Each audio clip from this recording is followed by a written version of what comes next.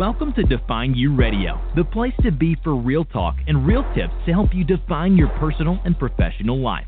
Class is in session with your host, the Southern Belle of Bold, Valencia Griffin-Wallace. Pens and papers ready. Class is now in session.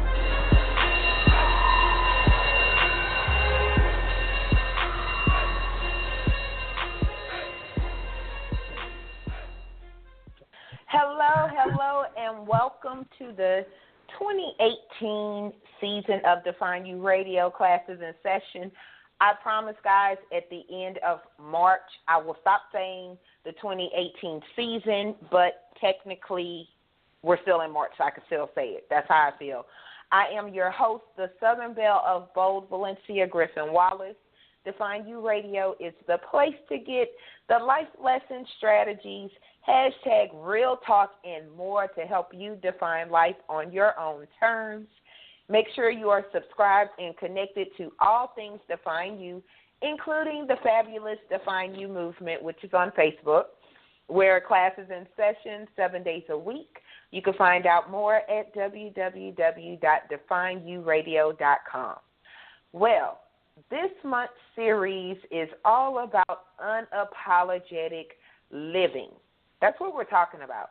And class is in session tonight with another hot seat edition of Define You Radio. Now, I know you guys that tuned in our last hot seat edition really enjoyed it. We're going to be doing it twice a month, maybe more, maybe randomly. I don't know. We're just rolling with the whole vibe of giving you guys something you can relate to, understand, and feel like you're just sitting down in your living room with a good cup of coffee and some girlfriends. So that's what this is all about. I am joined, of course, by my two fabulous co-hosts. They are speakers, authors, creative minds, but most of all, they are queens, Lyvonne Copeland and Shannon Ward. Ladies, say hey to the audience. Hey, good evening, everybody. Hello, everybody. Yay. Okay, so tonight's hot seat, and I hope you guys have your pens and papers ready. It is truly something to discuss. Will truly be hot. You guys can press 1 if you have questions and we have time to get to you, or you can leave your comments and everything on Define You Radio's Facebook page. So tonight we are discussing colorism. Now, some of you, if you're like me a few years ago, you're like, what the heck? Colorism? Is that what is that? So I'm going to give you just a quick definition, okay? Colorism, according to dictionary.com, is prejudice or discrimination against individuals with a dark skin tone, typically among people of the same ethnic or racial group. That's according to dictionary.com. But according to ValenciaGWallace.com, that means you think you are better than or less than someone because they are lighter than you or darker than you or something of that nature. So that's according to ValenciaGWallace.com. You got an issue with your color or other people's colors. I think I gave a good definition. What y'all think? I think that was perfect, spot on. I think, yes, it is perfect. Now, okay, so the reason why, I'm going to tell y'all how this came to me, right? I was listening over the weekend. I traveled to Austin, and I played an inmate in a play, which was a phenomenal experience. The play is The Pink Elephant in the Middle of the Ghetto. You guys check out the book, check out the play. It was awesome. I posted some clips online. I was singing and dancing in an inmate's uniform. But long story short, the drive to Austin, I was listening to an audiobook, Gabrielle Union's We're Going to Need More Wine. Have y'all read that or heard of it? I've heard of it, but I haven't gotten around to reading it yet. No, I haven't either, but I saw her promos and I've seen that there's been a lot of conversation around it. It was very interesting. And I haven't finished it, mind you, so let me just add that part. I hadn't finished it. But one of the issues that she had. And if you look at Gabrielle Union, you're like, oh, my God, she's so beautiful. That's a bring it on chick, you know, and everything else. But she didn't grow up in an environment, in a black environment, so to speak. She had to go visit her family that lived in a black environment.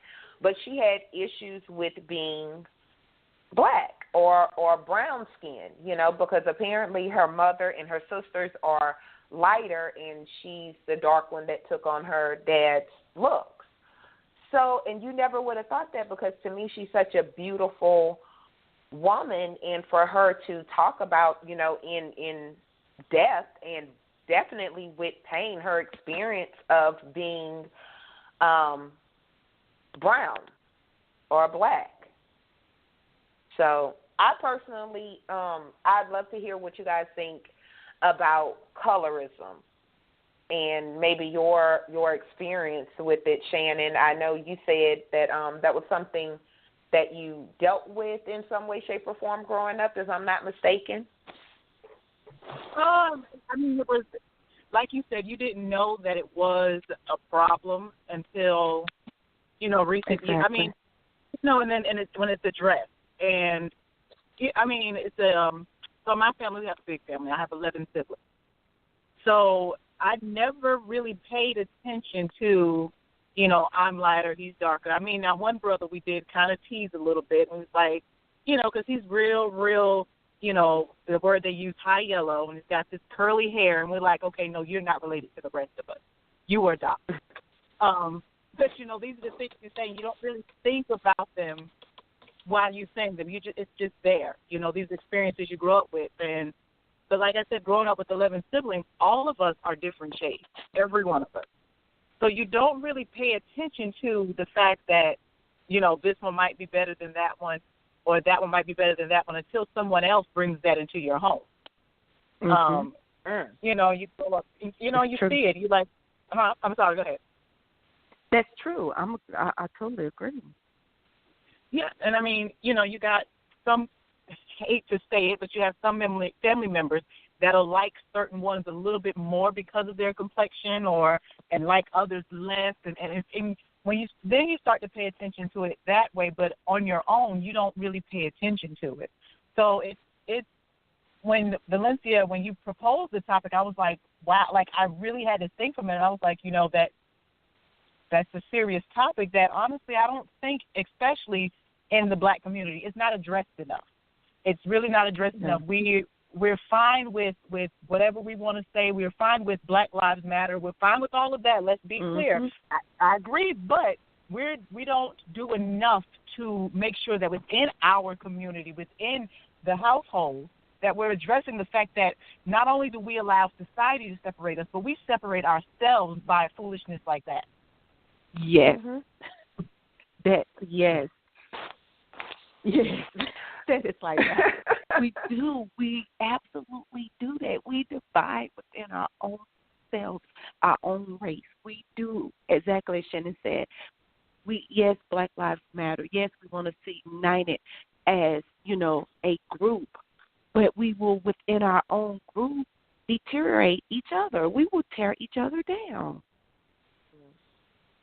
And want to divide because of light skin, good hair, you know, dark skin, nappy hair, curl, you know, your hair is coarse. We will do that.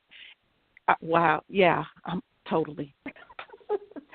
Well, I will confess some guilt in this, okay? I will confess some guilt because my family across the board is pretty much brown skin, my color.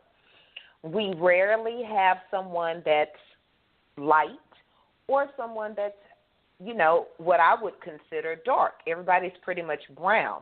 But roughly once in a generation or, you know, age group or whatever, we'd have one light skin and somebody that's dark skin, and we would do, you know, we would say, you know, oh, you're adopted. Oh, okay, we've had enough for this generation.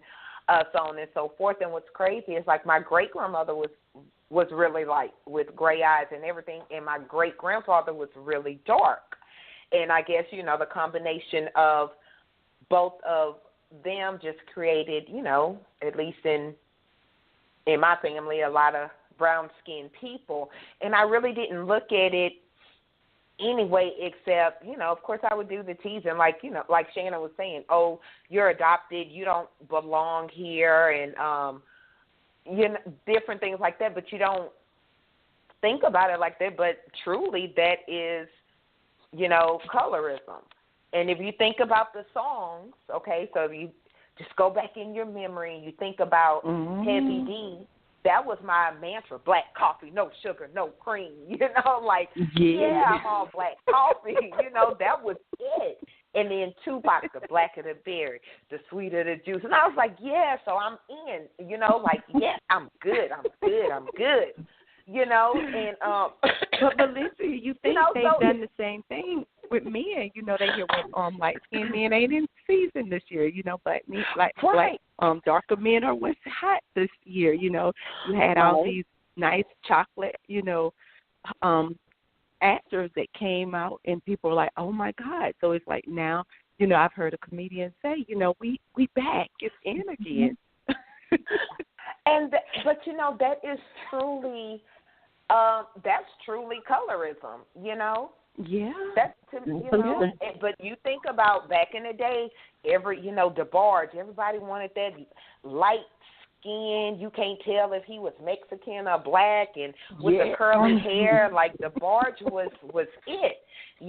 Prince and everything else. And then when Michael Jackson was everything, all of a sudden Michael Jackson changed. And like, hold on, what's wrong with being black, Michael? Brown. I have questions. Oh, absolutely. That's deep. That's deep. But the thing is, and it started so long ago. I can recall an instance. So I told you I have 11 other total. I have we're all different shades, and so my oldest brother. He's he's darker, and he was dating a young lady, and she was darker as well. And I remember someone in the family telling him, they said, you really don't want to marry that girl. And he said, well, why not? And their reply was, because if you marry her and y'all have kids, those children will come out looking like a puff of smoke. Oh, my God. That's funny and not at the same time. So, y'all forgive me for laughing because it's really not funny, but it kind of is. But you laugh. You laugh because there's nothing else to do. Wow. Yeah, right. Yeah. But to this day, I honestly think it affected him, as it was said, because he has children now. But of course, they're not by a woman, right? His oldest son is by an Indian. His youngest one is by a Hispanic lady. And I cannot recall him even dating a black woman after that one. Wow. And it's crazy how we do this to ourselves. And then on the flip side, now we get mad and say, okay, well, he couldn't stay in his race. Wait a minute, what? First of all, love doesn't have a color. Let's start there. Let's just start like this. It knows no color. It only recognizes love and hate. That's all. But you just pushed him away from possibly love her. Wow. You want to have no babies that look like smoke. Exactly. To this day, he does not find an attraction to black women. He does not. So, ladies, do you now, think... I was going to say, I wonder if Wesley Snipes was told that, because, he's never dated a black woman. And I know it's kind of getting off the topic, but not. But you wonder if, he was told something like that. Now, I'm going to be honest, okay? I'm like in full confession mode. I have a niece, Valencia Jr., as a matter of fact. If you listen, TT, love you and all that. But I remember telling her she's really light-skinned.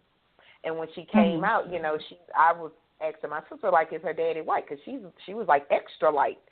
And she started dating a guy who, was really light-skinned like her. And God forgive me, but my honest words to her was like, y'all better not have any kids because your kids are going to be invisible.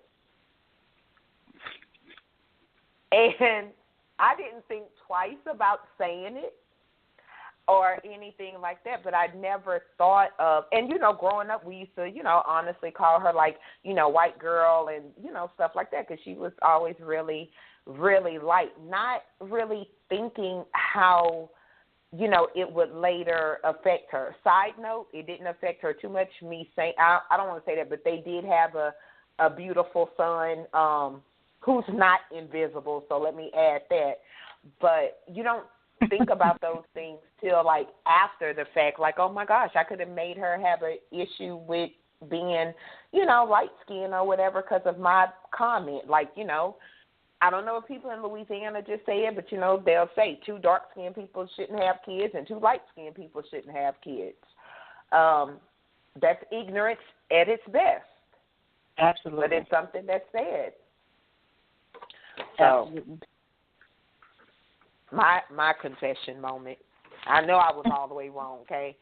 But, and it wasn't that long ago. It was like just a couple of, like about 3-4 years ago. I don't know how the baby is now, but you don't think about that because I look at it like I never had an issue with being brown. So you think other people don't have issues with their color. Growing up, my role models were Shaka Khan, Whitney Houston, 2 brown-skinned women.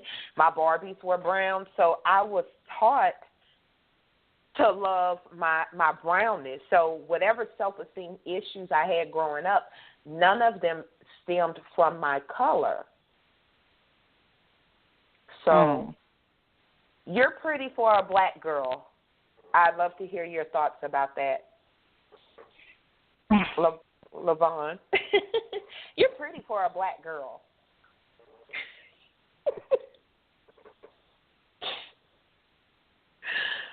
Shannon, that upsets me. I have to say like that, and I mean, like because you're dark skinned, you can't be pretty, or like that's an anomaly. Like it's to me it's one of the stupidest things a person can say. I've even heard it's just like oh, well, she's pretty for a heavy girl. Well, what does that mean? Yeah. See, I've heard that. I've heard it, but I've heard people say the same thing for dark skin. Yeah. Yeah. They say the same thing. Oh, she's a pretty dark skinned girl, or she's a pretty chocolate girl. I've never liked that. I'm like, either she's pretty or she's not. What does the color of her skin have to do with her beauty? Now, I will say, now, and it's your confession moment.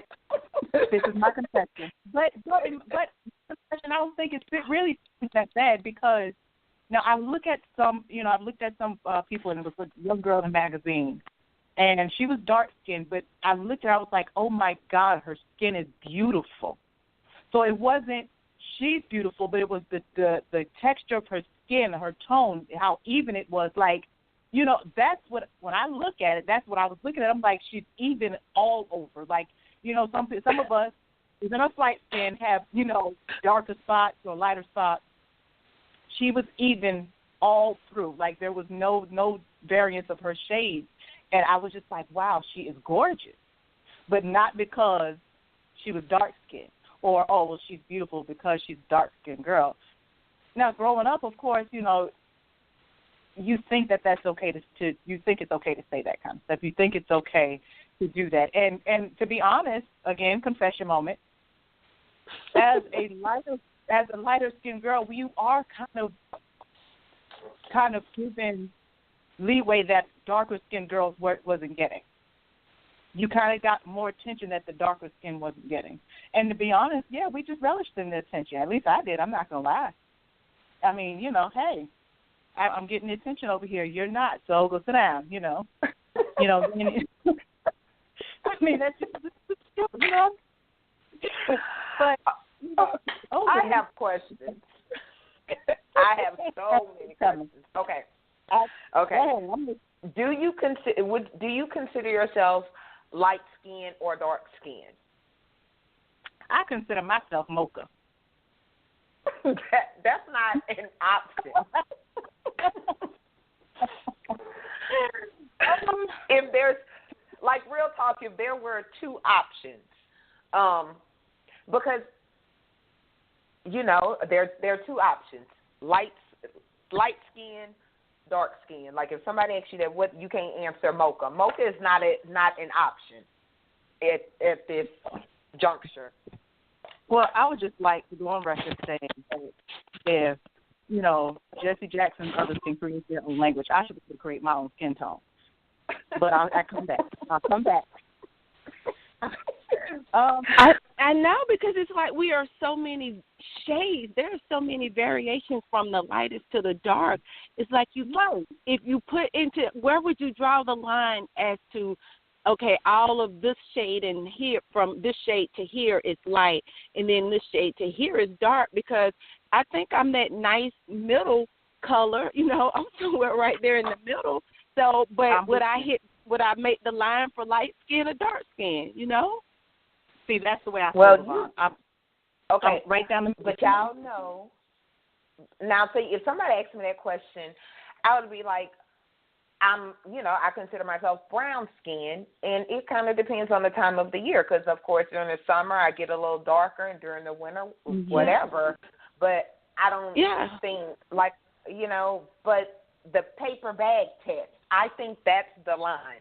And for you guys that don't know about the paper bag test, the paper bag test is something, I don't know who invented it, when it was around, but it was something back in the day that, you take a brown paper bag. If you were lighter than the paper bag, you were light skinned. And if you were darker than the paper bag, you were brown skinned. So at this point in the show, I'm expecting people to go out and find paper bags to figure out what size are they. Am I lighter than a paper bag or darker?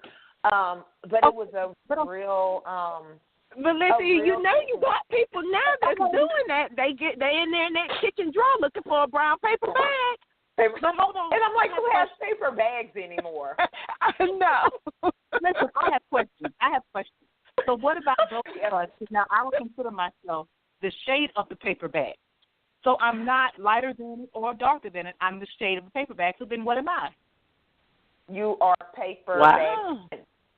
Then you're neither light nor dark. You're the color of a paper bag. That's so. If next time somebody asks you that, wait, have you gotten a paper bag to see what side of the paper bag you're on? Oh my Lord! I know. I'm trying to find a paper bag now. Hey, I might be dark skinned. Wait a minute. I got But it's crazy how long this debate has been going on, and how long this has been an issue. And I love that both of you said this is something we don't talk about. And I'm like, you don't have to discuss it with anger, but let's not deny that some women do have an issue with themselves, because they feel like they are darker or, whatever else. They're having issues, feel like they were treated different or whatever else. And me, as someone that I would say I'm probably the same color as the paper bag. I don't know. I'm going to find out, because I'm pretty sure I could find a paper bag somewhere in this camp. But I always considered myself brown. And I never forget when someone described me as being dark, and I was like, dark? Where am I dark? And I did honestly get offended, because it's like I did not want to be called dark skinned. I'm okay with being called brown, Yeah. But I did not want to be referred to as dark skinned. Mind you, I had an issue with my lips too. If somebody referred to me having big lips, now I'm okay. I love my big juicies.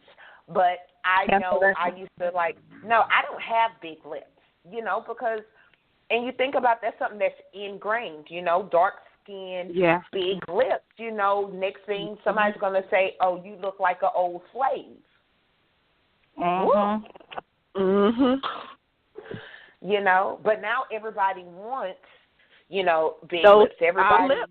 Yeah, and those things. So it's But it's crazy when you really think about that.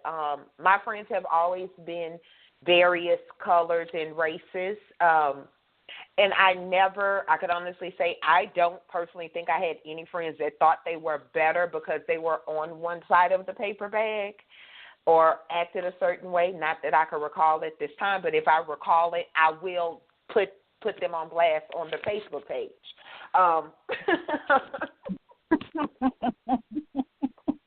Well, I would have to say, for me, I'm listening to your, both of you all's stories, and I feel like I've fallen somewhere in the middle because I can relate to you, Valencia, because in my family, I come from a family of, where most of the skin tones are darker, so I've always seen, these beautiful brown, and I consider them brown, just pretty brown women. My mother is dark skinned, and I love, I've always loved and envied, her skin. Like Shannon said, it's just the texture of it, the tone is just beautiful, so. But then I've been at that place where even within my own family, people made jokes like, are you adoptive? I've heard that, Shannon, or is that really your mama? Why you don't look like your mama and your sister? Because my mom, my sister, and brother are all, darker skin tones, but I've always just saw it as beautiful skin. Mhm. So how did that affect you? Did you go, try to tan or get darker to try to fit in with them, or what? How did that affect you? And I guess because my family colors have range, because we have biracial cousins. I have biracial cousins, so we do have some lighter skin tones, but the majority I would say darker. But we've always was just raised to embrace the person that we were, the skin that we were in. So I felt comfortable always in my skin tone, but I've always loved and just admire my mom and my sister and my brother. That's and thank you for sharing that. And that's why I was surprised to learn that people had self-esteem issues because they were dark-skinned. I thought that was something somebody made up just to make something up, because I'm like, what? How does that make sense? And it wasn't until I got older and started talking to different women and really kind of paying attention to different things to where I would see, have conversations with people that said they had low self-esteem because they were, quote-unquote darker than a paper bag or darker skin. And I'm like, what? Are you real? I mean, I might have sounded insensitive, but I was being honest. I was like, are you kidding me? It was crazy to even think that. But I'm gonna go back and I'm gonna say something because one of the things I hear and have heard was, are you and your husband gonna have kids? Because y'all would have pretty babies. Well, why would my baby be pretty? Because you'll have a mix. Your baby will be mixed. What? Number one, anything that comes out of me will be gorgeous. Hence, my son. But it's the fact that people even have that kind of mentality to think that I'm gonna have some drop dead gorgeous. What if we had a kid and the kid was ugly? Would the kid still be considered cute because it's mixed? I have questions. But it goes back to my original point, is anything that come out of me will be gorgeous, either in the face or by clothes. But that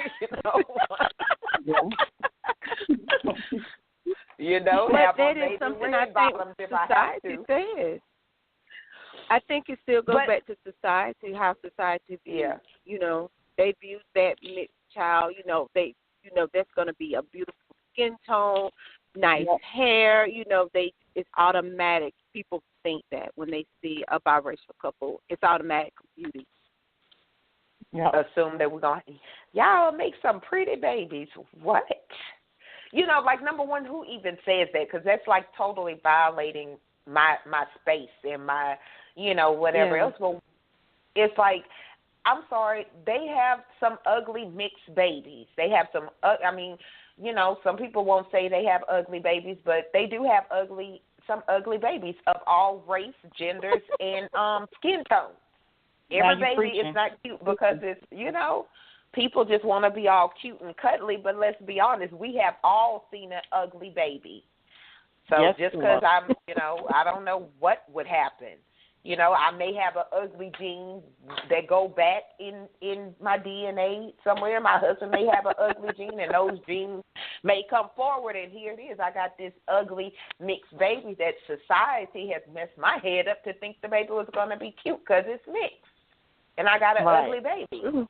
So, that came from somewhere. Have y'all seen, there's a documentary called Dark Girls. Have y'all seen that? I haven't. No. Yeah. I've seen bits and pieces. I never usually sit down long enough to watch something from beginning to end, but I have seen bits and pieces of it.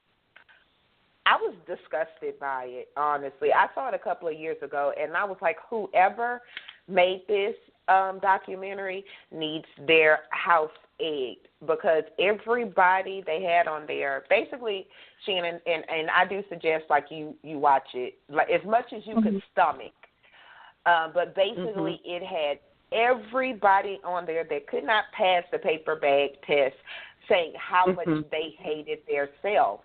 And I'm like, wait a minute, where are the women who love themselves? Everybody that quote unquote doesn't pass the paper bag test doesn't mean like, oh my gosh, I hate myself, let me take a bath in bleach. But basically that's what the documentary was about, and I was disgusted by it, honestly. Wow. Because there are some women who love their brown skin. They love their dark, whatever shade, the darkness of their skin. They love that natural, curly, curly hair. There are some women that embrace the beauty of it. Absolutely. Life is very interesting. What you was going to say, Shannon? No, I was saying I'm going to have to look that up, because that is very interesting. I have never even heard of that. I've just never, I don't know if I'm. It's called Dark Girls. It's called Dark Girls. Well, number one, I don't like the title. Okay, so let's just be honest, Dark Girls. But it's I saw it a couple of years ago. It was on Netflix, so it may still be on there, or you can find everything on YouTube. But I was completely disgusted by it. But honestly, it made me look at, my nieces. And if we, let's have a moment of pure transparency and honesty, all the role models they have today do not look like them. True. Wow. It's true. And I wonder, how does that affect them when they're role models? And I understand we are in a everybody love everybody society, and everybody should play with every color Barbie and dolls, and your child should have a mixed range of Barbies and everything else. But one of the reasons I didn't have an issue with my color was because my role models and my dolls were the same shade as me. Right.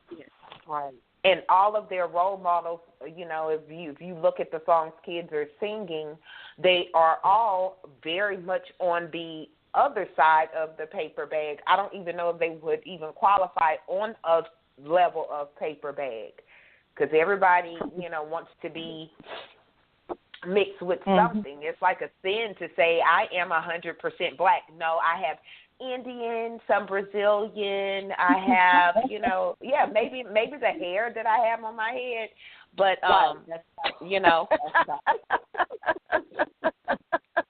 Because it's about good Indian Remy on your head. That's true. That's real pretty.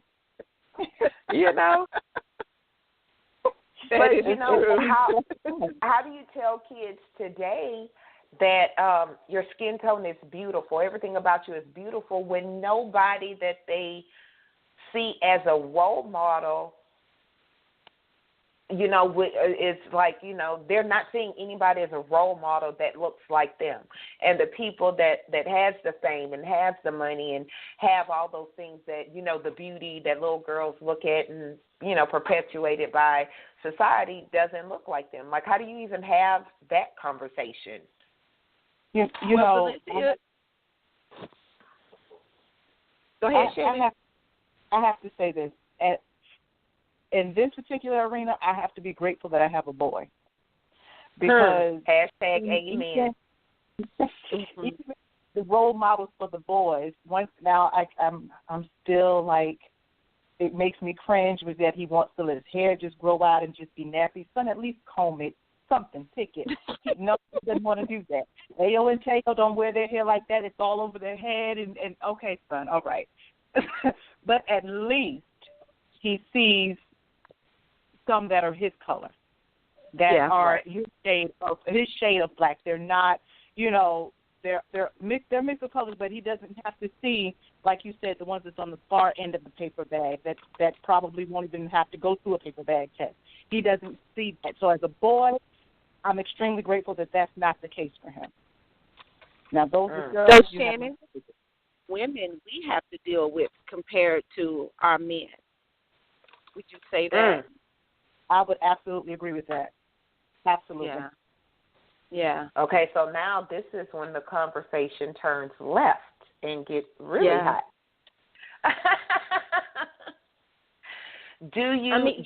Because you see men of all colors that can be role models, but like you say, think about what our kids listen to. Like you said, Valencia, as far as in music, what they're singing. Now, you can, you know, if they're listening to rap, okay, look at Gucci Mane. He's dark. Okay, they could see a dark-skinned rapper. They could see a dark-skinned song, you know, R&B singer, a hip-hop singer. They see a good variety. But if you think about your female artists, that's not something you see a lot of. You know, they see the Nicki Minaj, they see the Beyonce, you know, some of the song, you know, people like Fantasia, they have talked about it's harder for a darker skinned person to be an artist. You know, they have to fight sometimes a little bit harder because they're not sold or they're not promoted as people. But you know, now that you say that, like, because I was, as you were talking, I was going through my head with, okay, who would I consider popular that's on the other side of the paper bag, so to speak. And my mind went blank until you said Fantasia, honestly. My mind went blank. Think about it. Yep.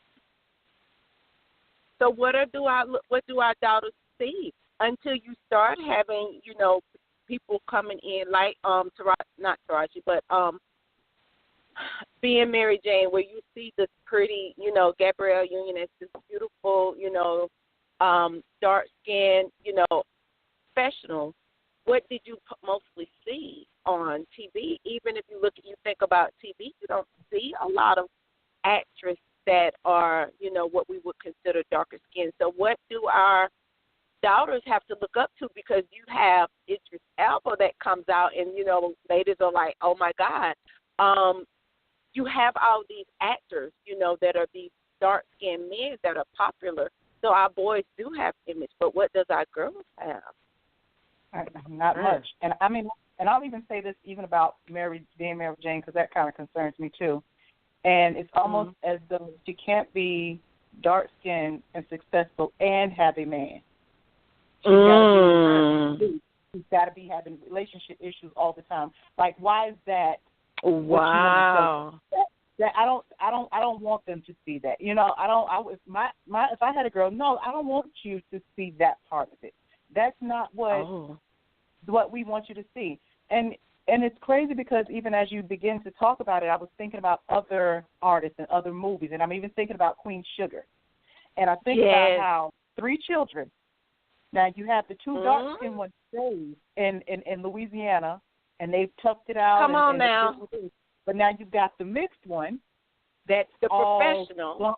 Right. She's married the basketball player. She did all so it still shows she's got money. Yes.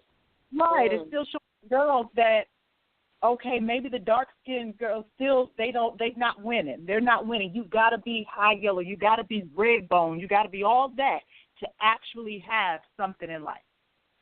Wow. So even those kinds of things still bother me. This is why, honestly, as far as like Black Panther, I loved it because these women were strong. They were dark. They were not half naked. They were about their business. They were on top of it. And that's the kind of stuff that you want them to do. I wanted to shave my head and get a spear after seeing Black Panther. I'm just going to add that there. I wanted to shave my head and get a spear, and I loved that.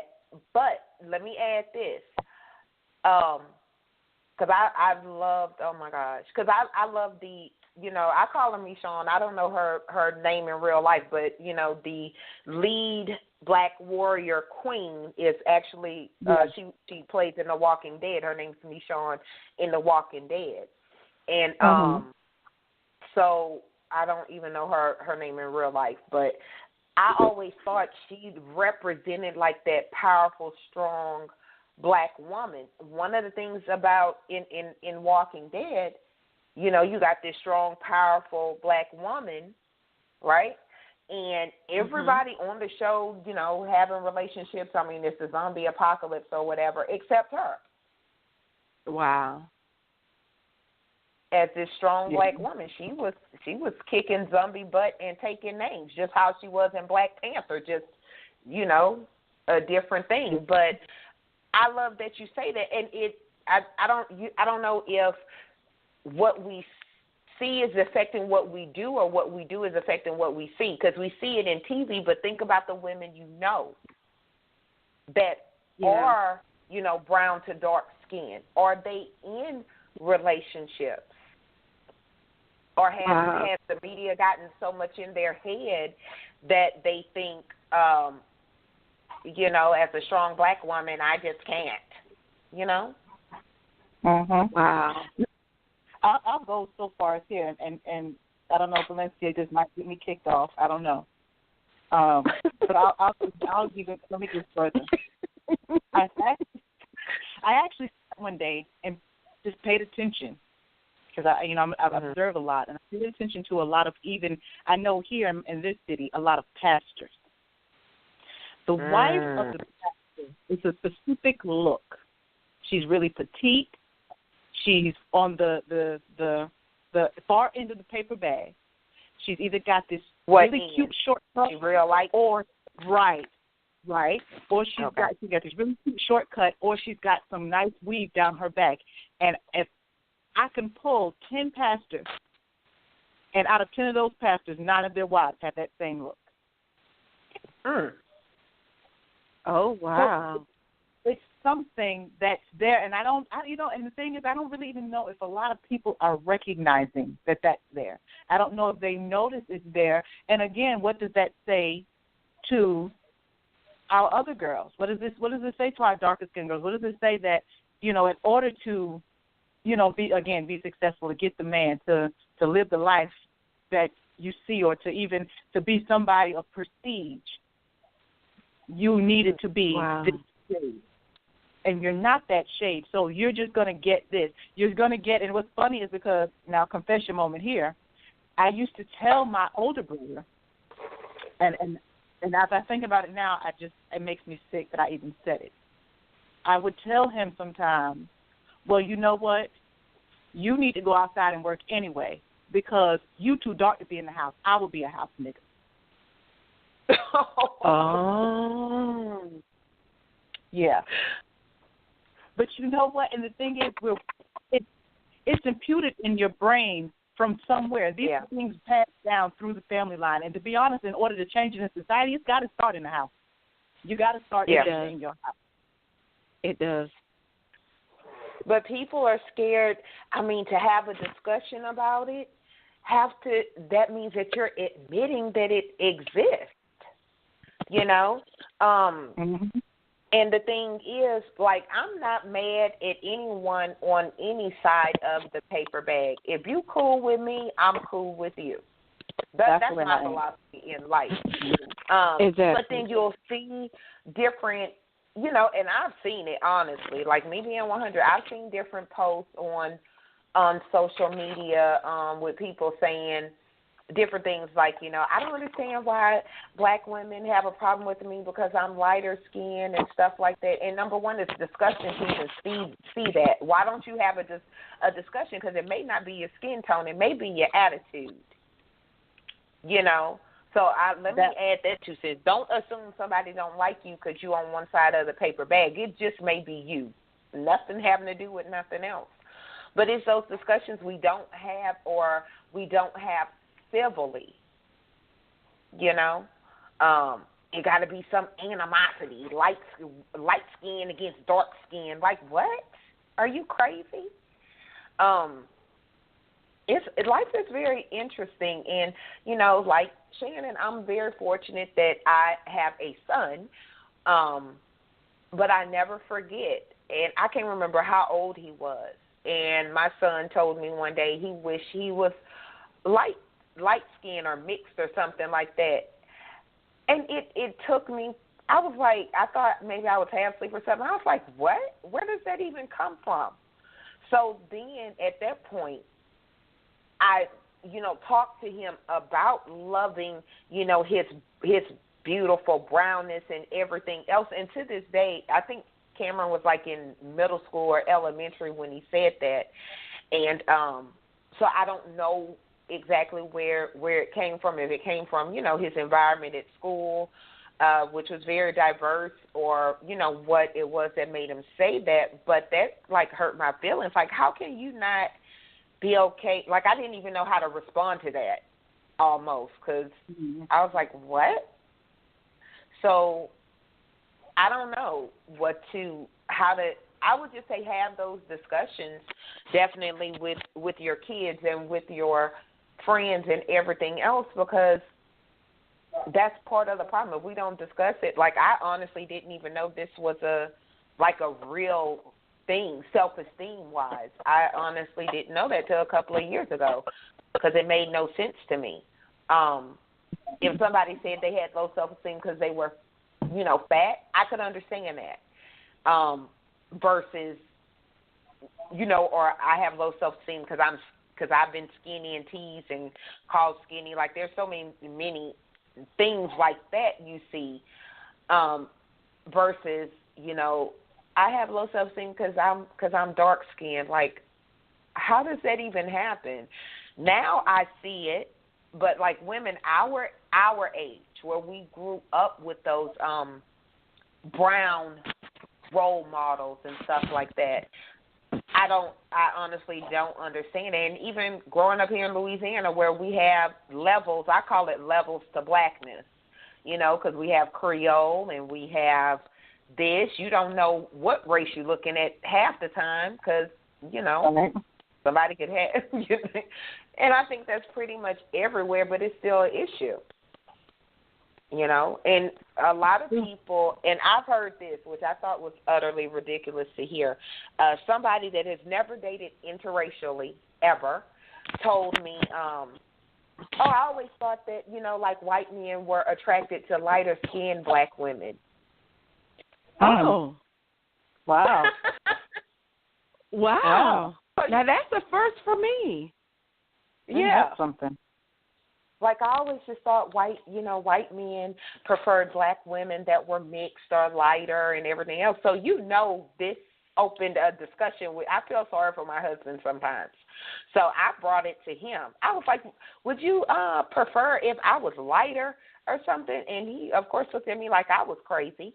But it just made me think, like, but something that quick and that utterly ridiculous is generally how people feel when it comes to color. Like, because I would say I'm even with the paper bag. I don't know, but I'm so serious. Before this week I'm going to get a paper bag from somewhere, okay? Because this is like a thing. But, felt like somebody, quote, white or a man of a certain stature, if we think about black men or other men, could not be attracted to a woman that was obviously brown or darker. And I thought that was crazy and very interesting at the same time that is what people, is that really what people think, Thoughts? I do believe this is a conversation that it's a great conversation that you've started here, because it raises so many questions, and it's even deeper once we got to talking, looking at, men versus women, how they're portrayed in society. I mean, I'm sure people are, your listeners are looking for paper bags. I guarantee you. A very deep discussion. Okay, so but I do think real. Go ahead. I do think something that you said, Valencia, that women of our age, sometimes I think we maybe haven't heard this or didn't realize, how real the subject is, how deep it really goes. Because I think for me, and I know I can say for myself, is that my role models weren't all on TV or on the radio. Right. I didn't see all of them. It was the women that I saw in my home. It was the women that I saw in my family, the women that I saw at church. So I saw many, dark-skinned, pretty brown women of all shades, of all variations of what we consider black, being strong, being independent, being courageous, being powerful in relationships. So that's what I saw. So that's what, I guess for me, it's like, wow, I didn't realize it was on this deep of a level also. But I think we had a different image compared to now, where we have social media and technology has advanced so much that what our daughters will see is so much different. I agree. Absolutely. Even the photo filters, like when you take a picture, or maybe it's just my phone, all of a sudden, I'm like, that is not my color. Why these filters keep, I'm brown, but, a filter or whatever, even when you just take your picture in general, a good picture, let me add that, then all of a sudden you didn't change races by just taking a picture. Yeah. Well, think about your emojis now, how they come in a different shades. I can't get that on my phone right. Maybe because I have an Android. I am team Android, and I don't know what to download to where I want an emoji like that's my color. Where is the paper bag color emoji? I'm not talking about the ones, because I've seen someone that was like extra. They were way on one side or the other of the paper bag. No, I want an emoji my color. My color emoji. Yeah. Somebody invent that. Like, let me scan my skin. I'm team Android people. I can tell you how to get to them. Just hold down on the emoji, and then all the colors will pop up, and you can select the color. Let me find out they have a my color emoji. They do, because my sister, she was so happy. She was like, oh, my God. She was so happy when she was like, I can get, you pick the emoji with the lady raising her hand, and the first time I got ready to see it, I have an Android also, and I updated my phone, and especially if I'm in Messenger and you use the emojis through Messenger, they allow you all the shades, and I'm like, whoa, you can pick the shade, and it has like this spectrum of colors. Question: how did that make you feel? I think I just remember my sister was feeling, I could hear like pride in her voice, like, yay, I can get an emoji that looks like me. Yeah, and I would say I felt the same, because it was like, okay, well, it's about time that, everything doesn't always have to just be one shade. Yeah. There are many shades in this world, so, yeah, I thought it was pretty cool. Okay, that's cool. I can, send, this emoji and come out to somebody and they can see, yes, it's me, the chocolate girl. It's me. You know. Yeah. Exactly. But that's interesting to, if you think about it like this here, that's interesting to even think about that even matters. You know what I'm saying? True. Yeah. Like yeah. that even matters. Well, and in that situation, though, I think it really, well, for me, I'll say this, it didn't matter until I saw it. You know, because that's a mic drop. You do this at home and you send the emoji. I didn't really think about it. Just send the emoji, keep it moving. And then I was like, oh, wait. Well, yeah, you know, now it matters because, yeah, y'all could have done this the whole time. Yeah. That's a whole like this is definitely almost like a more than one show topic. Yeah. I was thinking the same thing. It's like you start going down, like they say, the rabbit hole of things, you know, because then we could also get into the whole, you know, how some people feel that wearing wigs or weave mean that you're not proud to be black. True.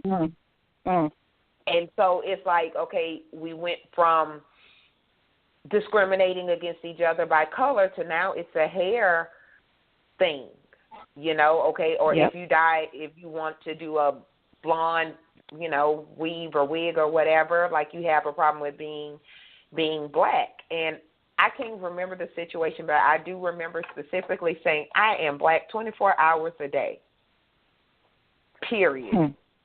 There's no denying my blackness. You're not going to look at me and think that, you know, I'm mixed or whatever else. But let's just be honest about where we are in 2018. Everybody is mixed with something. And it might be a 0.0000 a billion zeros and one, but we are all mixed with something. And I think if people start looking at it like that, now before we close out, because I know, oh my gosh, the hour goes by so fast, but I have a hashtag question. Color struck. Y'all know what that is, right? To be color struck. Absolutely. Okay. So for the audience that doesn't know, because I know here at Define You Radio we have an international audience in which we fully appreciate all of you guys. But color struck means like you only like or date someone of a certain shade of, we'll just say a certain shade of black, a certain shade on the paper bag spectrum. And I will be like 150% honest.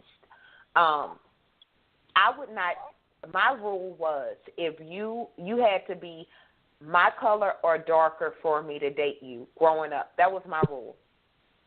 I would not date anyone lighter than me because I had in my head, okay, light-skinned dudes, they feminine, they pretty. Don't nobody want to date nobody prettier than them. And I never really thought about it as being colorism, but truly it is. Like, because I'm pretty, because all of them weren't pretty, but, you know, oh, he's light-skinned. I'm not dating no DeBarge, you know. So, but I did not, which is why everybody that kind of knew me, some of them were shocked that, okay, so you're the same person that wouldn't date anybody lighter than you, but, you know, my husband now. And you went all the way black. to the... Look, threw the whole bag away. Threw the whole bag Yes. I threw the whole bag away and just got me a piece of paper. You know, sorry, husband, if you listen, you know what's up. But and we discuss like race in different things in the house. I tell people you have to imagine to be married to me, you have to have a sense of humor and ready to talk about some stuff. But yeah, that was my thing growing up. Like if you were lighter than me, like you had to be my color or darker. It could be just a little bit darker, but you had to be, like, we could not be the same, like, exactly the same, or you could not be lighter than me. So did y'all have a preference of, you know, the color of guys that you dated growing up? I didn't. I didn't care one way or the other. You were just all over the paper bag, huh? I had 6 brothers. Every one of them are a different shade. I didn't have time to pay attention to anybody else's shade. Like, I got 6 brothers. I see all this all the time. It didn't matter to me one way or the other. Valencia, Lyvonne? I would say I would say that I'm exactly the opposite of you because they had to be my shade or lighter. Really? And I still tell people, yes, my shade or lighter.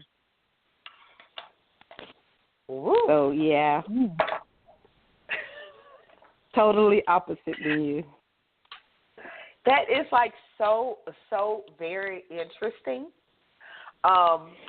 And guys, we will definitely have to pick up a variation of this topic on our next hot seat. It has been a great show. So, of course, I want to leave off with the tip. So, Lyvonne, what tip would you give someone who, has a daughter or son that's, growing up and feeling not so cool about their color of brown? My tip would be to simply have the conversation. You have to reinforce that the beauty that is within you is so much greater than the beauty that people are seeing that's on the outside, because true beauty flows from the inside out. So walk in your beauty, walk into your purpose, walk into knowing who you are. And if you can't find the role model that you want to see, be the role model you want to see. Boom. Hashtag boom. Hashtag boom, amen, and all of the above. Miss Shannon. Yes, who dated all over the paper bag. And the bag too. I didn't discriminate. I went off the bag too. I know, like you're the role model here. You're the role model. What would you say to someone whose child is dealing with self-esteem issues because of their color? I would have to say first of all, like Lyvonne said, you address it. I think a lot of issues that we have could be resolved if we address it and not just brush it off. Like a lot of us had happened to us growing up. Oh, we'll try to get over it. It's okay. They just messing with you. They just thinking, no, we need to address that. I've had this conversation with my son. No, baby, you're mixed between me and your daddy. Your daddy was a little bit dark, I'm a little lighter, and you right down the middle. You're a beautiful chocolate little boy. And then you have to help them to understand that within their own, there are going to be different colors. There are going to be different shades, different hues. Even in the rainbow, there are different hues of blue. There are different hues of yellow. There are different hues of orange. The same way there are different hues of that. There are different hues of your people and their color. So it doesn't matter what the color is. You have to help them to understand that although the color might be different, it's the heart, it's the spirit of the people that matter. It's who they are inside. Like Lyvonne said, it's the beautiful person inside. It's the soul of who you need to be paying attention to. And as long as you live in a good place and live from a whole place and a place of love and peace within yourself, it doesn't matter what anybody else has to say about your tone or about you. You don't need to feel any kind of way about your tone because your skin does not make you who you are. It does not make you the man that you are destined to be in this world. Hashtag amen. And to add to y'all great mature advice. Number one, I want to say this also. Colorism does not just exist in the black community. There's different cultures like India and, other places where colorism is an issue. So don't think, that this is just a black issue. Everybody should be having this discussion. And when in doubt, Google ugly babies, okay? And just look at the different colors and shades of the ugly babies, and that's my hashtag, just being real blunt and honest. Ugly babies come in all colors and everything else. So, like I said, they gave the mature advice. I'm going to give the immature advice. Google ugly babies, show them to your kid, and be like, do you think this baby is cute because it's a different color? And that's what I have to say. With that being said, it has been a great Hot Seat edition of Define You Radio. Make sure you guys connect with our beautiful co-hosts, Lyvonne Copeland and Shannon Ward. Their information can be found on Define You Radio's Facebook page. Make sure you stay connected so you know when we're having the next hot seat and what we're talking about. And, pens and papers down. Class is officially over. Until next time, remember your past doesn't define you. It gives you definition. And it's up to you what you do with that. Y'all have a great night. Good night. Good night. Thanks for listening to Define You Radio. Make sure you connect with the show at www.defineyouradio.com. Pens and papers down. Class dismissed.